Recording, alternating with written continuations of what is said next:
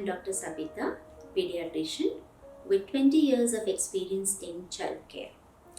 Today, I'm doing this video in the hope this can be of some use to mothers who want to breastfeed their babies. So, what are the ways for you to understand whether you have got a good latch? One, you will have no pain in your breast.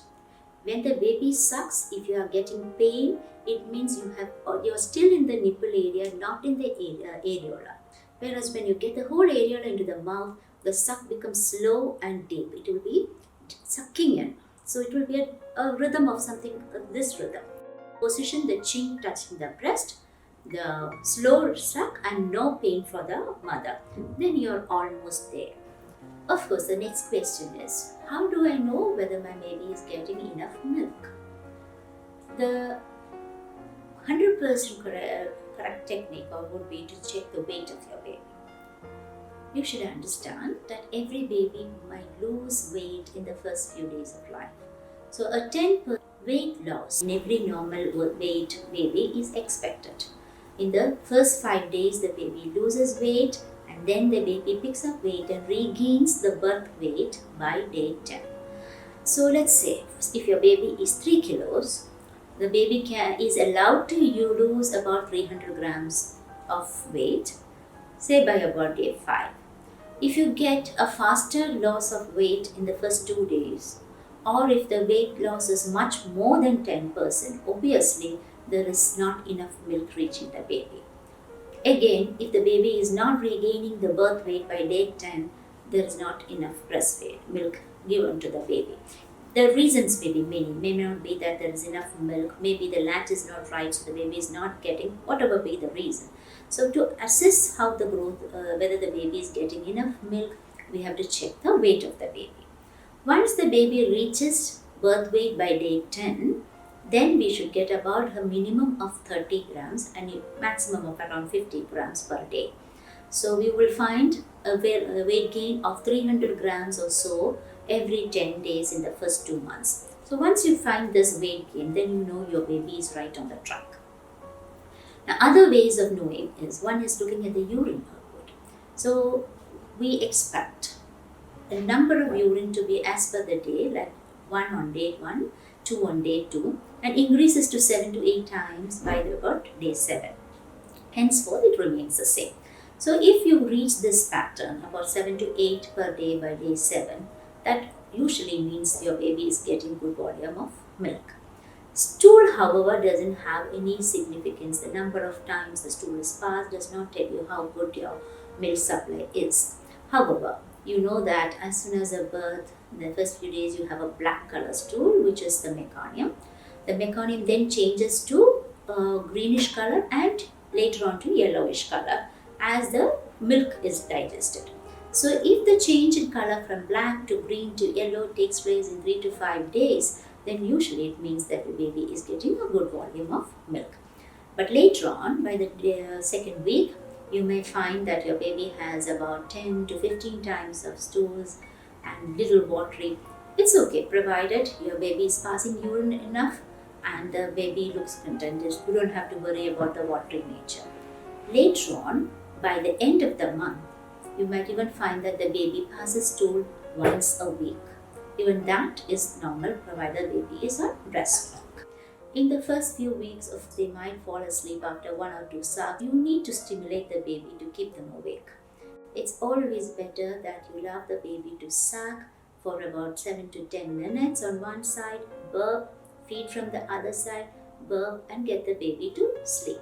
So if you can develop a pattern in due course of 2 hourly feeds in the first week or so, to about 3 hourly feeds by the end of a month, and even 4 hourly by 45 days to 2 months, this will give sufficient time of rest for the baby and the mother. Demand feeding is the best, of course, but if the baby feeds for 3 minutes, 5 minutes, falls asleep, gets up after half an hour, again tries to feed, I find this becoming extremely stressful for the mothers.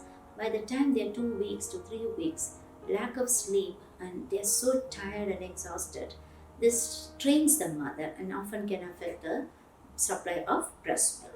So if you can teach them a pattern, which is easy if you try, this is mostly good for both the baby and the mother. As they grow, the stomach capacity will increase, and hence you can increase the time to 3 hours. Which means that if they are asleep for 3 hours, you don't have to wake them up earlier. Give them that time.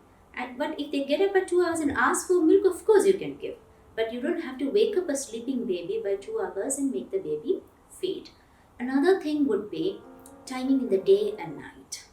Baby needs to sleep, around say 18 to 22 hours in the first few days of life or first month of life.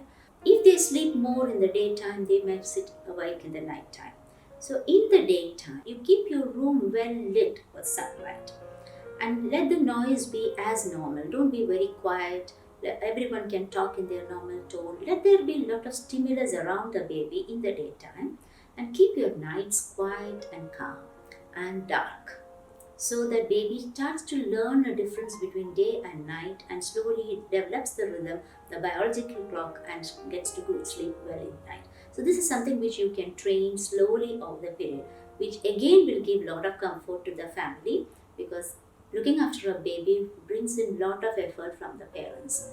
They also need rest. And another thing is that the baby wakes up, feeds for 10 to 15 minutes on each side, goes back to sleep for 2 to 3 hours, and then again wakes up. There's a hunger, a content phase, sleep phase, again awakening after a reasonable time, and feeding well. So this also means the baby is getting fed good volume of milk. But of course, the weight gain is what will be the real measure of whether the baby is getting milk. The next question comes, how do I increase the milk supply? So for this, most important is that the baby sucks at the breast. Emptying your breast is the best way to keep the milk being produced and also to increase the milk supply. So emptying the breast from each side at a regular interval is important.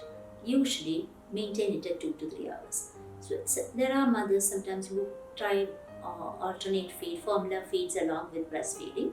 But now here, if you give one feed, the next feed is formula feed, and then the next feed is breastfeed, the emptying time between two breastfeeds can become very prolonged, and that may not increase your milk supply. So I would prefer that you breastfeed every 2 to 3 hours. If the baby is not getting enough, you can top it up with a little extra feed. As the milk increases, you can gradually stop the supplement feed also. So this is important to maintain the breast.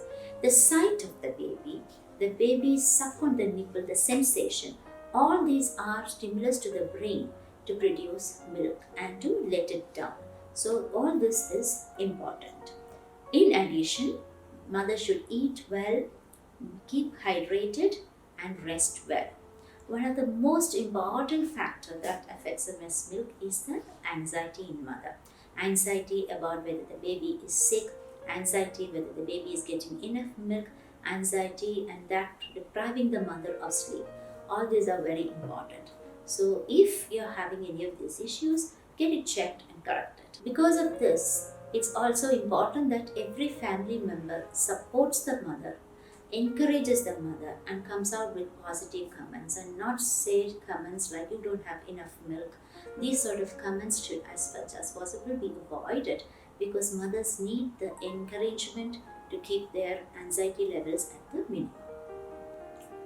For those mothers who intend to go for work and continue bottle feeding at a later stage, it may be better to introduce once a day bottle feed. You can use the express milk in a bottle and train the baby to use a bottle from early days. Otherwise, some of the babies may absolutely refuse to use the bottle later on. Before I end, I also want to share my own experience. My first baby was born when I was a postgraduate student in pediatrics, and I wanted to be an ideal mother, only breastfeeding, and I knew all the theory. But obviously, when the baby came, all my theoretical knowledge did not help me. I had great difficulty getting my baby to latch, and it was sort of a fight between the baby and me trying to get it latch. And again, I found that baby was not always content. If the baby would take two breastfeeds by the third time, the baby would demand a little more than the breastfeed that I was able to give. So the first 2 weeks I was very rigid, not willing to accept any formula feeds, everything. The baby was crying, I was stressed, it was bad. Then I realized that the ideal way would be to understand that nutrition and the happiness of my baby is more important than the textbook rules and guidelines. So there I started a little bit of extra. The 80% was breastfeed, maybe 15 to 20% was extra feed. Baby was happy, I was happy. And this also was a learning process for me to understand that a lot of mothers out there needed someone to help during feeding. And hence, since then, since my first baby was born, I know the difference between my before those days and after, where I used to personally spend time with the mothers, helping them to establish breastfeeding. And I was always been happy with the response I got back from the parents. I hope this video will help many mothers establish a successful breastfeeding.